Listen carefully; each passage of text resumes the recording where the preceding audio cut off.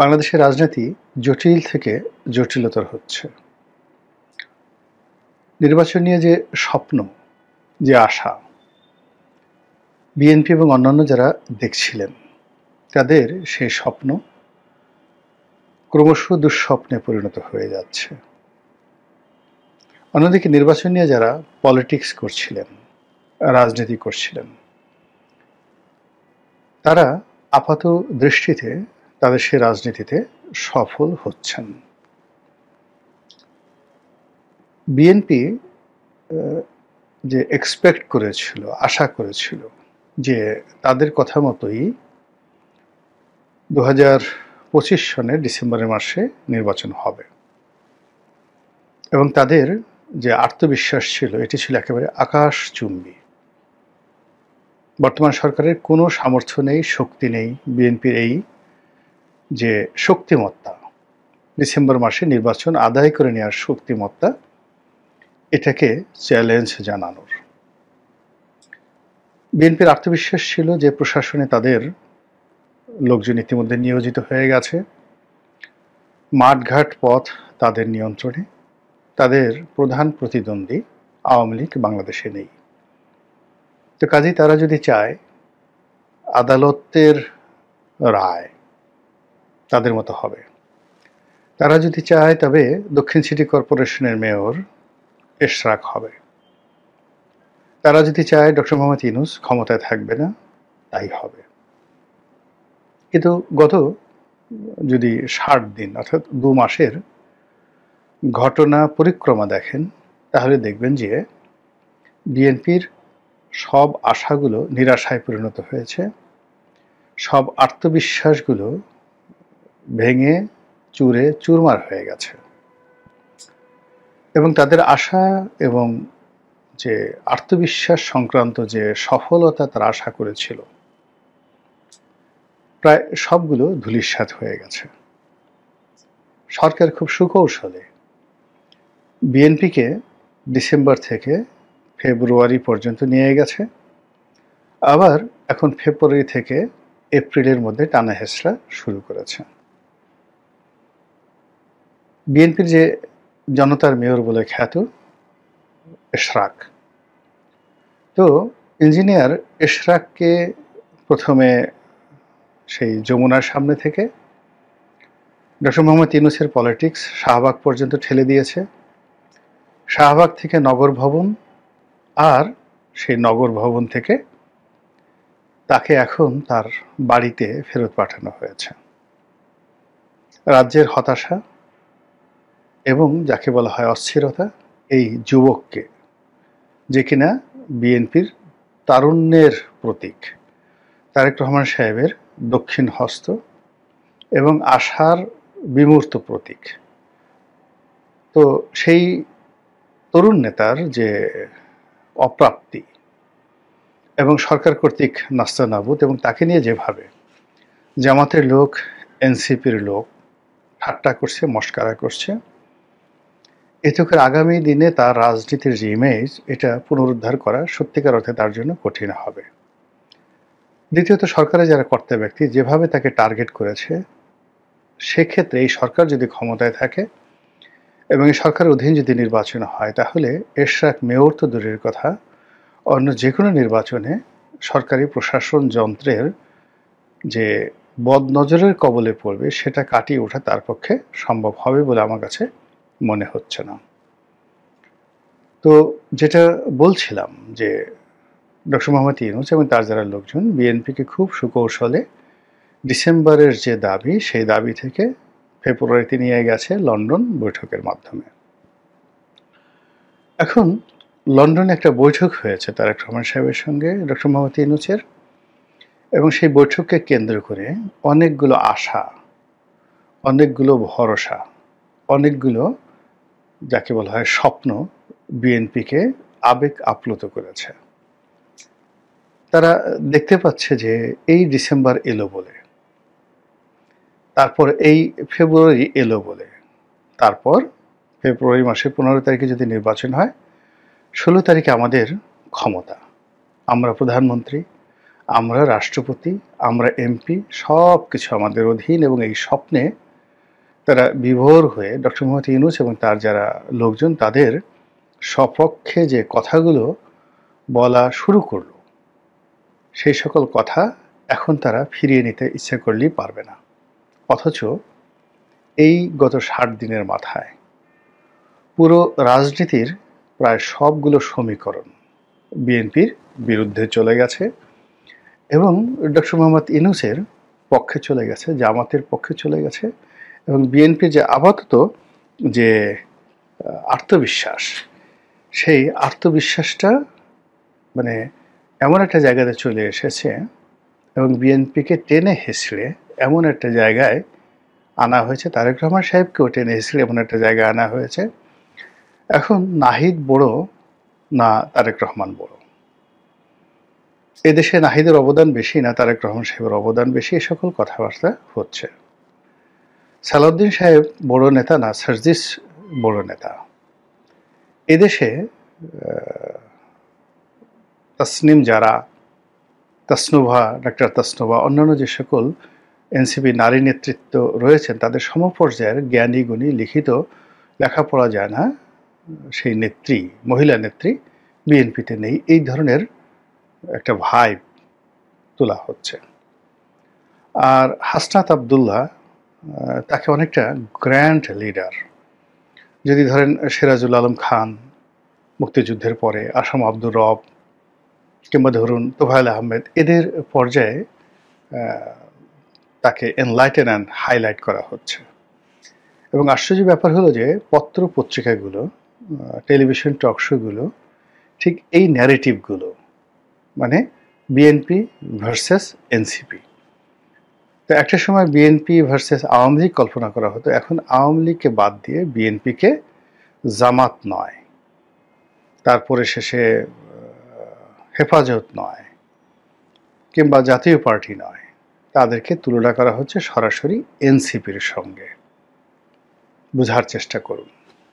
2 নম্বর হলো যে বিএনপিকে নিয়ে বা বিএনপি রাজনীতি নিয়ে এনসিপির যে কোনো একটা নেতা, সেটা নাসিরউদ্দিন পাটোয়ারী সাহেব হন কিংবা হাসনাত আবদুল্লাহ হন, সার্জিস হন, ওটা যখনই তারা কোনো বক্তব্য দেন বিএনপিকে নিয়ে, ওটা পত্রপত্রিকাগুলো, মিডিয়াগুলো এতটা হাইলাইট করে যে হাইলাইটটা আসলে মির্জা ফখরুল সাহেব বা সালাউদ্দিন সাহেবের বক্তব্য এইভাবে হাইলাইট করা হয় না।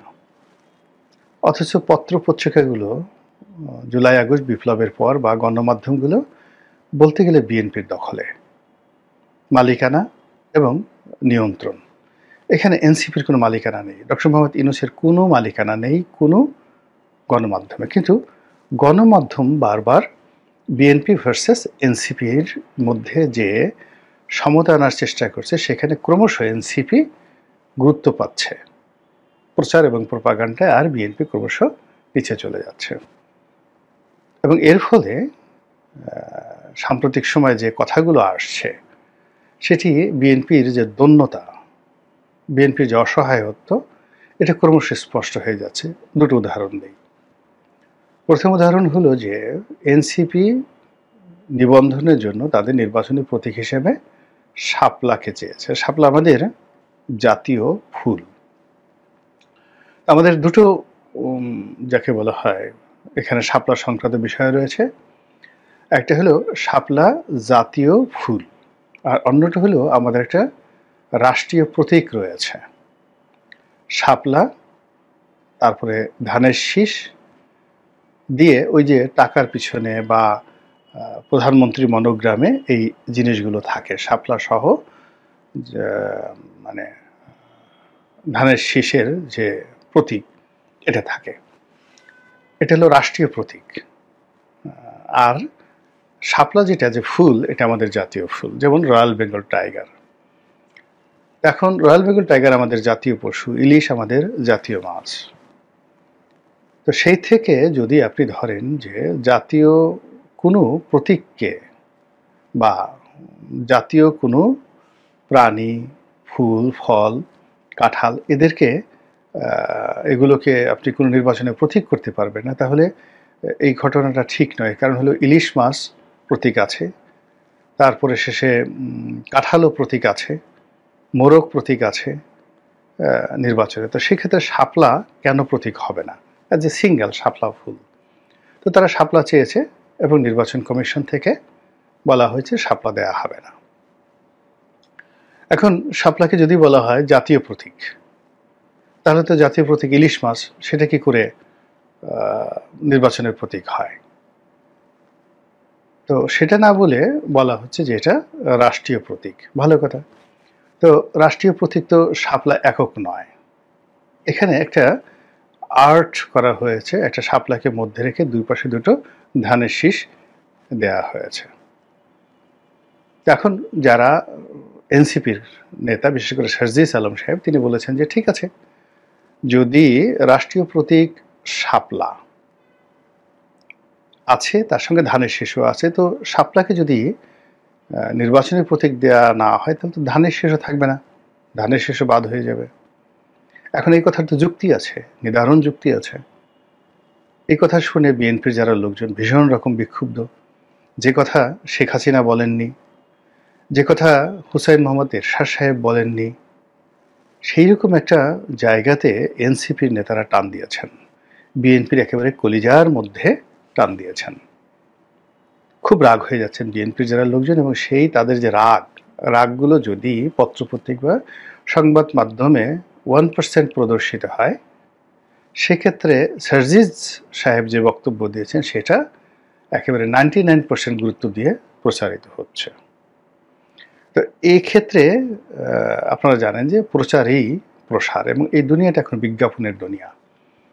এখানে সামাজিক মাধ্যম বলেন, গণমাধ্যম বলেন, বিলবোর্ড বলেন, আপনি আপনার বক্তব্যটিকে যত উপাদেয় করে লোকজনের কাছে উপস্থাপন করতে পারবেন এবং লোকজন সেটা যত গুরুত্ব সহকারে গ্রহণ করবে, ততই আপনার ব্যবসায়, ব্যক্তিত্বে, আচরণে, পরিচয়ে আভিজাত্য ফুটে উঠবে, গ্রহণযোগ্যতা ফুটে উঠবে। সেটা এনসিপির ক্ষেত্রে হচ্ছে। মধ্যে গত কয়েক মাসে, ধরুন মার্চ এপ্রিলের দিকে বা ফেব্রুয়ারির দিকে, অবস্থা দৃষ্টি মনে হচ্ছিল এনসিপি বোধহয় আর দাঁড়াতে পারবে না। কিন্তু এই যে জুলাই মাসে এমন কিছু রাজনৈতিক ঘটনা ঘটছে, বিশেষ করে আইন শৃঙ্খলা নিয়ে, বিশেষ করে বিএনপির যারা দীর্ঘদিনের বন্ধু তারা হঠাৎ করে শত্রু হয়ে যাওয়া, এবং অনেকের বিএনপির ত্যাগ করা, এটা জাতীয় খবর হয়ে যাচ্ছে।